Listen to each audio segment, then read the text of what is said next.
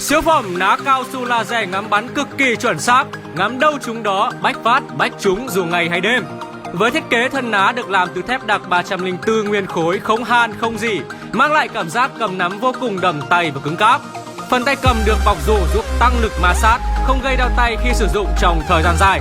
Hệ thống cố định dây thun thiết kế hình răng cưa giúp quá trình tháo lắp, thay thế dây thun vừa đơn giản, nhanh gọn mà lại chắc chắn. Dây thun đi kèm ná có độ co giãn cực cao, mang lại lực bắn mạnh, dễ dàng tiếp cận các mục tiêu ở khoảng cách xa.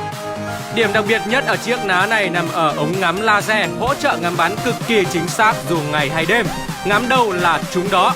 Hãy đăng ký sở hữu siêu phẩm ná cao su laser ngay thôi nào.